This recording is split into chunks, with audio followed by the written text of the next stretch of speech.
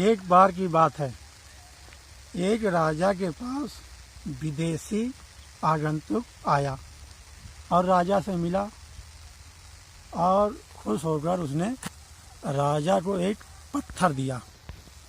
राजा ने सोचा ये पत्थर तो बहुत अच्छा समझ में आ रहा है, क्यों ना इसमें से हम भगवान विष्णु की मूर्ति बनवा लेते हैं।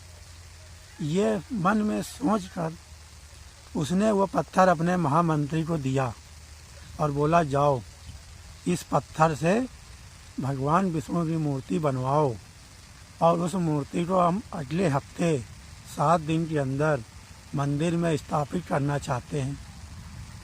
वो महामंत्री वो पत्थर को लिया और अपने राज्य के सर्वश्रेष्ठ मूर्तिकार, जो बहुत बढ़िया मूर्ति बनाने वाला हो, उसके पास ले गया तो और बोला लो इस पत्थर से तुम्हें भगवान विष्णु की मूर्ति बनानी है और इसके लिए हम तुम्हें 50 स्वर्ण मुद्राएं देंगे। तो वह बहुत खुशी हुआ। महामंत्री के जाने के बाद वो तुरंत उस काम में जुड़ गया, बनाने लगा। बनाते बनाते उसने उस पत्थर में वार करता रहा, लेकिन वो पत्थर टूटने का नाम ही नहीं ले रहा था। उसने उस पत्थर पे 49 हथौड़े मार दिए, लेकिन वो पत्थर नहीं टूटा।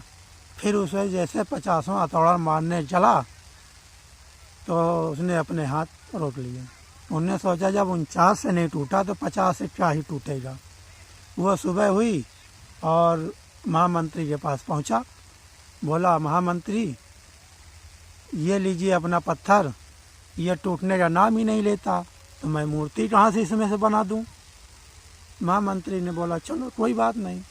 फिर महामंत्री ने सोचा लेकिन महाराज की आज्ञा का हमें पालन करना है, तो उन्होंने कहा चलो। उन्हें फिर मामूली मूर्तिकार के पास गया, सोचा बन लेगी तो ठीक है, नहीं तो अभी बाद में वापस तो देना ही है। गया उसके पास, बोला ये लो पत्थर और इसमें से तुम्हें भगवान विष्णु की मूर्ति बनानी है।